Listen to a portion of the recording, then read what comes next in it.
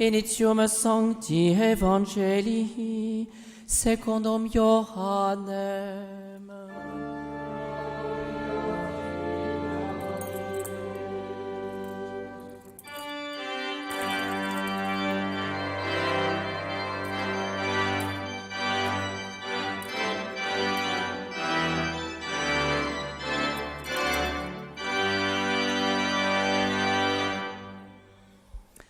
Au commencement était le Verbe, et le Verbe était avec Dieu, et le Verbe était Dieu.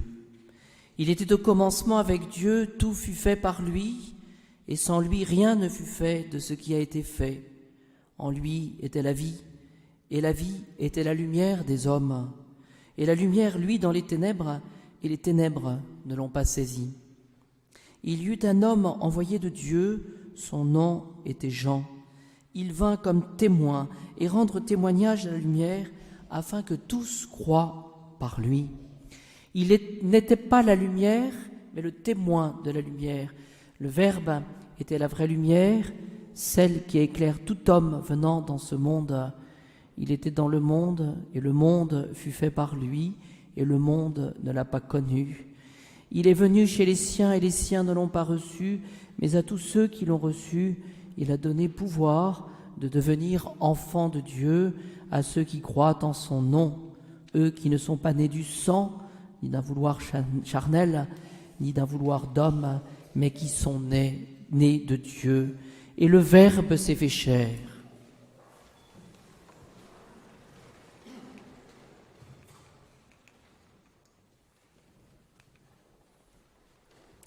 Et il a demeuré parmi nous. Nous avons vu sa gloire, la gloire qu'il tient de son Père comme Fils unique, plein de grâce et de vérité.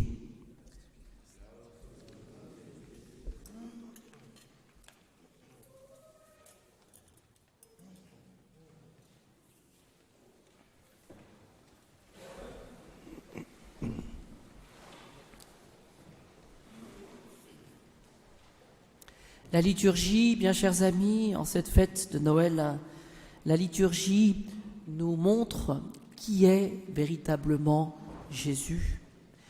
Pour la messe de minuit, il s'agissait de la naissance temporelle du Christ lorsqu'il est venu à Bethléem. Il y a dans cette messe de minuit que nous avons eue cette nuit, eh bien, ces paroles, et elle enfanta son fils premier-né, elle l'emmaillota et le coucha dans une crèche, car il n'y avait pas de place pour eux à l'hôtellerie. Donc, venu de Jésus dans l'histoire, c'est un fait historique, il y a cette présence de Dieu qui s'incarne. Tout à l'heure, j'ai pu célébrer la messe de l'aurore. La messe de l'aurore où nous étions avec les bergers, plus particulièrement. Les bergers se disaient entre eux, « Passons donc jusqu'à Bethléem, voyons cette chose qui est arrivée et que le Seigneur nous a fait connaître. » Il s'agit de cette chose, cet événement qui est arrivé et cette manifestation aux âmes simples, aux âmes qui ont trouvé justement cette ferveur et puis cette diligence, disent les commentateurs, pour pouvoir, cette disponibilité d'âme pour pouvoir recevoir cette chose de la naissance du Christ. Et pour la messe du jour, eh bien, nous avons le prologue de l'évangile de Saint Jean. Au commencement était le Verbe, et le Verbe était avec Dieu. Et ce qui nous frappe dans ce prologue de Saint Jean, que le prêtre récite à l'issue, à la fin de chaque messe, lorsqu'il célèbre, le Verbe était la lumière, celle qui éclaire tout homme venant dans le monde.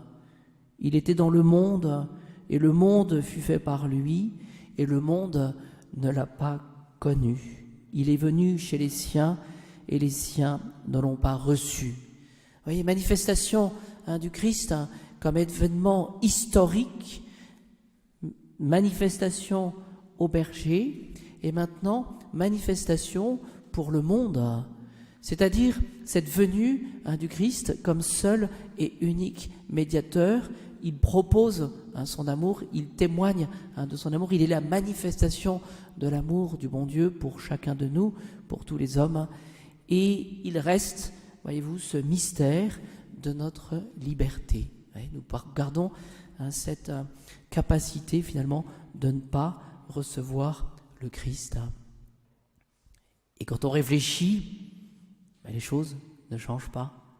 Et le monde garde cette capacité de recevoir le Christ Jésus, et il garde aussi cette capacité de le refuser. Alors essayons tout simplement ce matin pour nous de disposer notre âme, d'avoir cette âme simple, un petit peu comme les bergers, pour pouvoir recevoir le Christ.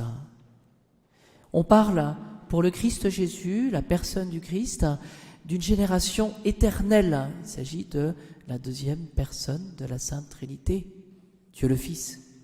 Mais aussi, il y a cette génération temporelle par le mystère de l'incarnation. Pourquoi le Christ s'est-il incarné?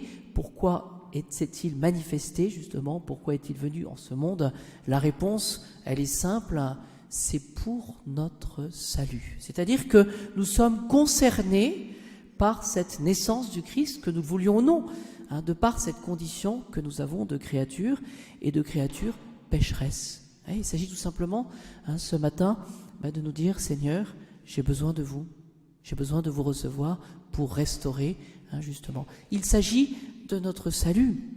Après, les commentateurs disent-ils la chose par rapport au salut? Il s'agit de chasser le royaume, l'influence, du démon dans le monde.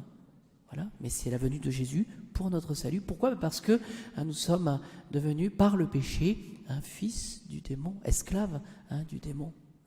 Donc il vient, le Christ Jésus, pour nous libérer. Il vient aussi pour ôter le péché, c'est-à-dire que si nous sommes pris dans les liens de l'esclavage du péché, cet égoïsme, ce refus de Dieu, bien le Christ Jésus est là justement pour nous sortir de notre égoïsme et du péché. Il nous force justement à sortir de cet esclavage du péché. Et il vient nous donner, et c'est ce qu'il faut retenir aussi, nous communiquer d'une manière toute spéciale sa propre vie, sa vie, pour nous faire justement participants, de manière gratuite, participants de sa propre vie. Lorsque nous évoquons le mystère de l'incarnation, souvent nous pensons à la chair, c'est-à-dire à Dieu qui va prendre chair, mais dans la personne du Christ, il est assez intéressant de voir aussi qu'il s'agit du corps, d'un corps et d'une âme, l'âme du Christ, dans la personne du Christ. Et nous nous rendons compte que dans toute personne que nous rencontrons, bien sûr, on la voit en chair et en os devant nous, mais qu'est-ce qui va caractériser cette personne? Qu'est-ce qui va finalement faire qu'elle aura cet intérêt? C'est son âme. C'est l'ensemble, se composer d'une âme et d'un corps. Et cette âme, justement, du Christ, va rendre cette rédemption pour nous plus attrayante. Qu'est-ce qu'on fait quand on prie? On doit tout simplement regarder la personne du Christ. On ne prie pas devant un fantôme, une personne spirituelle, une personne qui serait complètement absente, voyez, un peu comme invisible. Non, il s'agit de prier la personne du Christ avec son corps. Quand on communie à son corps, mais à son âme. C'est-à-dire que, voyez-vous, il y a un état d'esprit du Christ. Et ce que, finalement, nous pouvons demander aujourd'hui en cette fête de Noël, c'est d'avoir l'esprit de Jésus. L'esprit de Jésus qui vient par amour, qui se donne et qui a tellement donné qu'il va offrir sa vie par sa mort sur la croix, mais il vient justement nous donner tout ce qu'il a de plus précieux justement pour notre salut. Et c'est dire qu'il nous aime. Je citerai simplement ce matin ce qu'a dit saint Alphonse de Liguori sur cette incarnation, et puis quelques mots aussi sur saint Augustin, à partir de saint Augustin. Saint Alphonse de Liguori, Rome, XVIIIe siècle. Jésus Rédempteur est le désiré de tant d'âmes. Il est appelé le désiré des nations. Il est appelé le désiré des collines éternelles. Et la grande question que nous pouvons nous poser ce matin, mais justement, est-ce que je désire véritablement vivre de la vie du Christ? Il ne peut pas se faire plus accessible, plus petit, plus humble. Nous étions perdus, il nous donne la vie. Il nous donne, et je pense que la vie, certains d'entre nous s'en rendent compte, plus particulièrement en ce moment, la vie, c'est ce qu'il y a de plus précieux que le Seigneur nous donne, on peut la perdre. Nous étions perdus, il nous donne la vie, il nous donne la lumière pour éclairer nos intelligences, pour savoir véritablement quel est le sens de notre vie, où est-ce que nous allons, quelle est finalement cette direction que nous allons prendre pour ne pas se tromper. Nous avons besoin de la lumière et il se donne comme aliment par le Saint-Sacrement. Et donc, c'est saint Alphonse qui le dit, Jésus, il naît, il continue de naître chaque jour. Et par qui? Et c'est un mystère cela, par le ministère du prêtre. Le ministère du prêtre. Voyez, vous êtes très nombreux à nous remercier, les confrères et nous-mêmes, pour ces messes de Noël.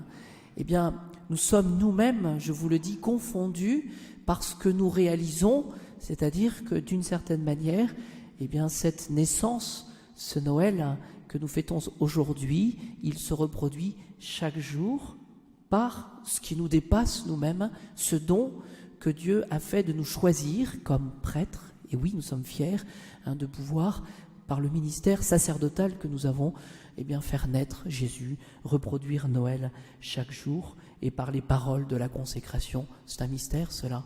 Et c'est une belle occasion justement de prier pour vos prêtres, prier pour les prêtres. L'autel et la crèche, Jésus est né précisément pour cette fin, pour se donner entièrement à nous. Donc c'est le moment justement de demander, de ne pas se lasser, de demander. Que dit saint Augustin? Il dit évidemment que tous nous sommes concernés par ce Noël, par cette naissance du Christ, parce que c'est lui qui nous donne la joie. Et là, il me semble intéressant aussi de nous interroger sur ce qui, je dirais, ontologiquement, personnellement, ce qui sera l'objet de notre joie. De quoi nous réjouissons-nous? Voyez, eh bien, nous le savons, c'est la possession du bien, c'est la communion avec le bien qui est incréé, celui qui justement nous fait goûter à cette éternité, à cette perfection pour laquelle nous sommes faits. Eh bien, Jésus, il est notre médecin, il est notre rédempteur, il est notre miséricorde. C'est-à-dire qu'en dépit de nos égoïsmes, il vient au-devant de nous pour se donner, au risque même que nous lui fassions du mal. Il préfère venir, continuer à se donner.